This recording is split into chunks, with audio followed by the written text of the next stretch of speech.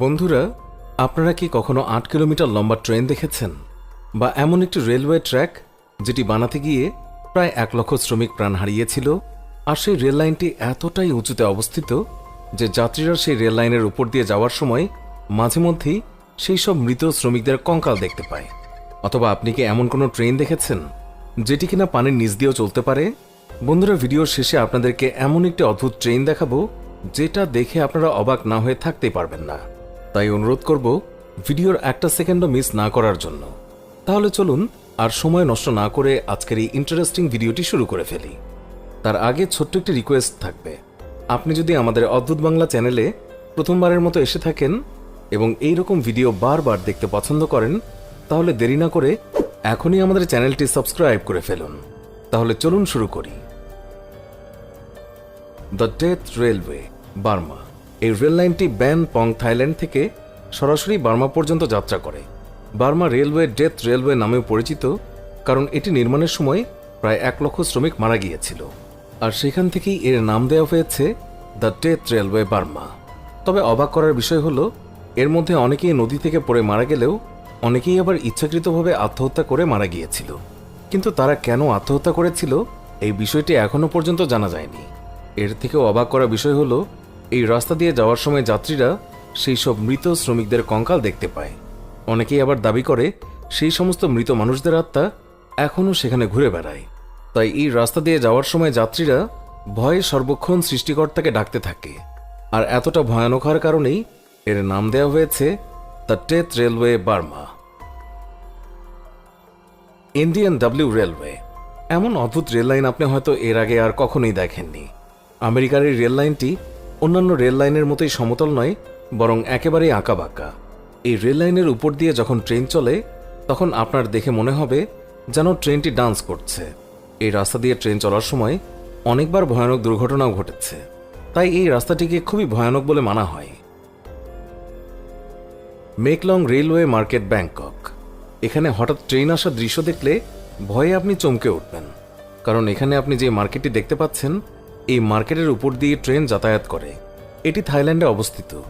এখানকার ব্যবসায়ীরা এই ট্রেন লাইনের উপরেই তাদের জিনিসপত্র বিক্রি করতে থাকে, আর যখন ট্রেন আসার সময় হয় তখন তারা এগুলোকে কিছুটা সরিয়ে নেয় এবং ট্রেনটি চলে যাওয়ার পর তারা আবার তাদের জিনিসপত্র সেখানে সাজিয়ে রাখে। Chennai to Rajgram Rameshwar railway. ভারতের এই রেলওয়ে পৃথিবীর সবচেয়ে ভয়ানক রেল লাইনগুলোর মধ্যে একটি, কারণ এটিকে সমুদ্রের তীব্র স্রোতের উপর তৈরি করা হয়েছে, আর এই উত্তাল ঢেউয়ের মধ্যে দিয়ে ট্রেন চলে। তাই সর্বক্ষণ যাত্রীরা ভয়ে সৃষ্টিকর্তাকে ডাকতে থাকে।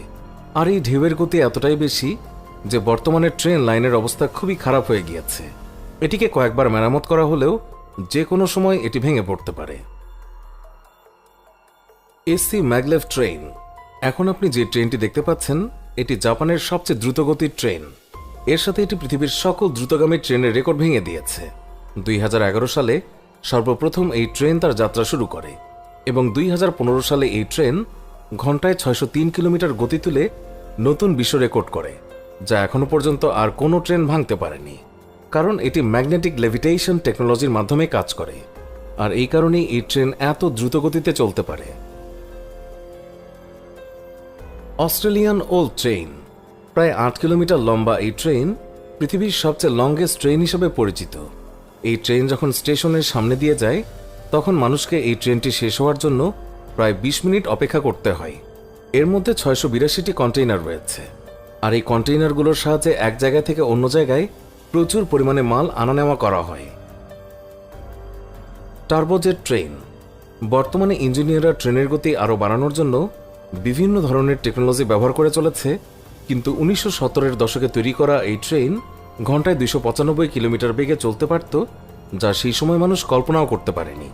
আসলে সোভিয়েত রাশিয়া এই ট্রেনের সামনে ২টি জেট পাওয়ার ইঞ্জিন লাগিয়েছিল, তাই এটি এত গতিতে চলতে পারত। কিন্তু এত দ্রুত গতিতে চলার কারণে অনেক বেশি জ্বালানি খরচ হতো, এই কারণে সোভিয়েত সরকার এটি বন্ধ করে দেয়। ট্র্যাজেডি লুগনার্টস। আর্জেন্টিনাতে তৈরি করা এই ট্রেন পৃথিবীর সবচেয়ে ভয়ানক ট্রেনগুলোর মধ্যে একটি। এটিকে ট্রেন টু দ্য ক্লাউডও বলা হয়ে থাকে, কারণ এটিকে সমুদ্রতল থেকে ১৩,৮৫০ ফুট উপরে তৈরি করা হয়েছে। এটিকে ১৯৪৮ সালে তৈরি করা হয়েছিল, আর এই বিশাল আকারের ট্রেন লাইন তৈরি করার জন্য মোটামুটি ২৭ বছরের মতো সময় লেগে গিয়েছিল। এটি পৃথিবীর সবচেয়ে উঁচু রেল লাইনের মধ্যে ৫ম স্থানে রয়েছে। আর এত উঁচু রেল লাইনের মধ্যে দিয়ে যখন ট্রেনটি পার হয় তখন ট্রেনের মধ্যে থাকা যাত্রীদের নিঃশ্বাস বন্ধ হয়ে যাওয়ার মতো অবস্থা হয়।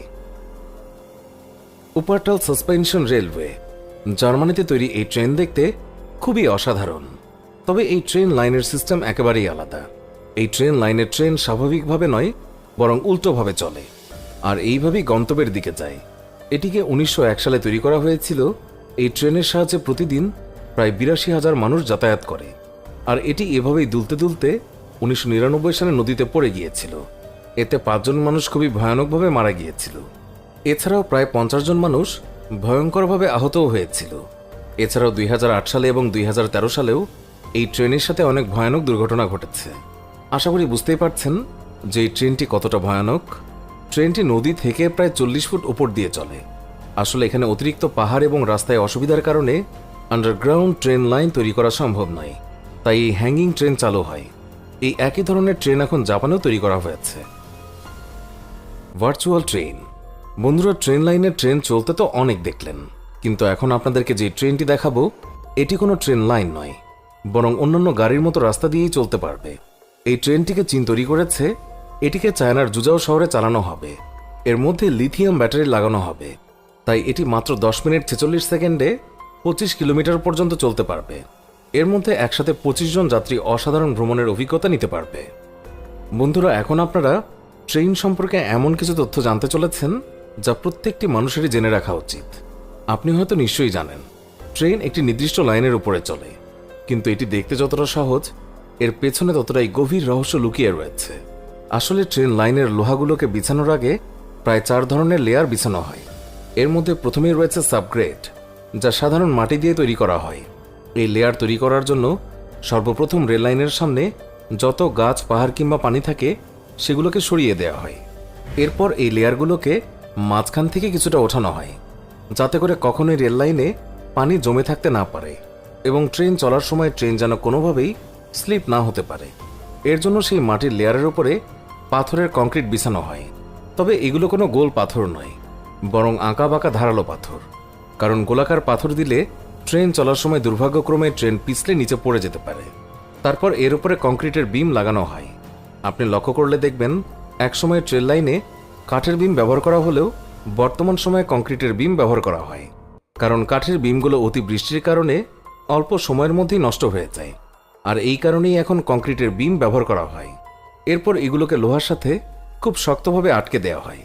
তবে আপনি হয়তো জানেন না, এই লোহা থার্মাল ইফেক্টের কারণে আকারে কিছুটা বড় হয়ে যায়।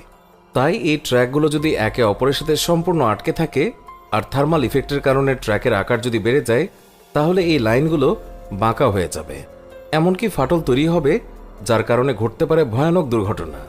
তাই এই সমস্যা থেকে বাঁচার জন্য ইঞ্জিনিয়াররা অনেক জায়গাতেই কিছুটা ফাঁকা রাখে, যাতে করে গরমের মধ্যেও এগুলোর আকার একটু বেড়ে গেলেও ট্রেন লাইন বাঁকা না হয়। এরপর এর দুই পাশে বোল্ট লাগিয়ে শক্তভাবে আটকে দেওয়া হয়। তারপর এর উপরে আবার পাথর বিছানো হয়। আর বলতে গেলে ট্রেনের বেশিরভাগ ওজন এই পাথরগুলোর উপরেই টিকে থাকে। আর এই পাথরগুলোর কারণে ট্রেন লাইনের উপরে কখনোই ঘাস ওঠে না। আপনি শুনলে অবাক হবেন যে মাত্র ১ কিলোমিটার ট্রেন লাইন তৈরি করতে প্রায় ১ কোটি টাকা খরচ হয়ে যায়, তাও আবার সাধারণ জায়গাতেই। আর যেখানে পাহাড় কিংবা সমুদ্র থাকে সেখানে খরচের পরিমাণ আরও কয়েক গুণ বেড়ে যায়। বন্ধুরা, আপনারা যদি ট্রেন সম্পর্কে আরও কিছু জানতে চান তা আমাদেরকে কমেন্ট করে অবশ্যই জানাবেন। আর আপনি ট্রেন ভ্রমণ করতে পছন্দ করেন কিনা এটাও আমাদেরকে কমেন্ট করে জানাতে পারেন। যাওয়ার আগে ভিডিওটিতে অবশ্যই একটি লাইক করবেন। আর হ্যাঁ, ভিডিওটি আপনার বন্ধু এবং রিলেটিভদের মাঝে শেয়ার করতে একদমই ভুলবেন না। নিয়মিত এই ধরনের ইনফরমেটিভ ভিডিওগুলো দেখার জন্য আমাদের অদ্ভুত বাংলা চ্যানেলটিকে এক্ষুনি সাবস্ক্রাইব করে রাখুন। সবাইকে ধন্যবাদ।